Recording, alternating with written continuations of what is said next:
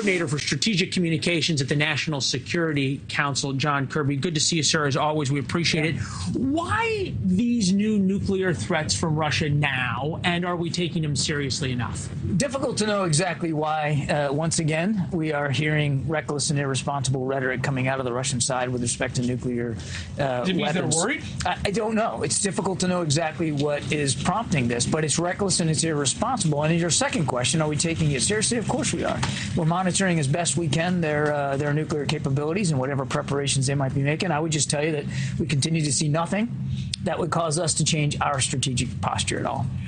The Russians are setting this up as an existential threat. A victory by Ukraine is supported by the West as an existential threat. Sergei Lavrov, the foreign minister, on that. Take a listen.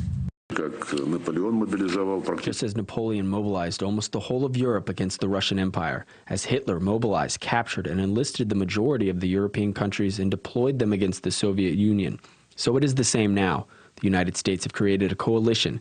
Using Ukraine, they are waging a war against our country. It's just false. It's a ludicrous claim by Mr. Lavrov. This is not the West versus Russia. It's not NATO versus Russia. Russia is the aggressor here. Ukraine posed a threat to no one, let alone Russia, a year ago. And they were invaded. They were attacked from the air, from the sea, and on the ground from Russia last February. They are the aggressor. And if they're worried about threats to the homeland, then one of the things they can do is simply leave Ukraine, call it a day, and take their troops out. They could end this war today. But if there's threats to Russia, it's not coming from the West. It's not coming from NATO. It's coming from their own actions. It's coming from their own actions.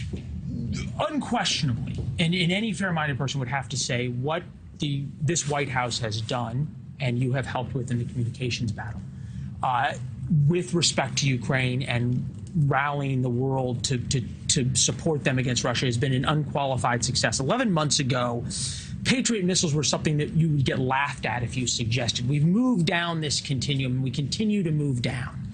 But are we still tiptoeing around giving the Ukrainians the kind of weapons that they need because there is still a concern of we don't want to provoke Putin? We are giving Ukraine and helping provide Ukraine weapons and capabilities that they need in lockstep with their requirements. And yes, some of those requirements have changed and evolved over time in conjunction with the way the war has changed and evolved over time. February last year, everybody was concerned, rightly so, about the attack on Kyiv, which was done by armored columns coming down from Belarus. You remember this. Sure. And so everybody was talking about Stingers and Javelin anti-tank missiles. And so that was where the discussion was. And those were the kinds of capabilities they were giving. In the spring, when Mr. Putin decided to reorient his focus on the Donbass, it was long-range fires, artillery, the HIMARS that we're talking about. In the last few weeks, it's been air defense because Mr. Putin has decided now to attack Ukraine from the air using drones and cruise missiles, hitting civilian targets. And now, again, as we're starting to head into the winter, and we know that the fighting is going to be prolonged here for the next weeks and months, issues like our artillery, more artillery, tanks, armor. Well, tanks is the big question, right? Because the Germans say they're ready to give tanks. We've said not so fast. Take a listen to the Supreme Allied Commander in Europe talking about the Abrams tanks. It's clearly the case that Western technology, modern Western technology, is outperforming Russian technology. However, I would point out that it's not just tank on tank. It's the whole system. It's the supplies. It's the logistics system. It's the maintenance system. It's the target finding capability, and all of that comes together. Are we not giving them the Abrams tanks because the Ukrainians really aren't ready for everything that goes with it? Or because we're not sure we want to take that step and antagonize the Russians? I won't get ahead of decisions that haven't been made yet. Our DOD colleagues have talked a little bit about the Abrams. It's a very sophisticated capability, and it requires an entirely different supply chain and set of skills to operate the Abrams tank. Now, again, we are continuing to talk to the Ukrainians about what they need and the capabilities. Clearly, tanks are important, particularly in the fighting that they're doing right now. The Brits have offered tanks. Other nations are now considering tanks. And and we think that's a good thing for Ukraine. And we're grateful for the support that other nations want to provide.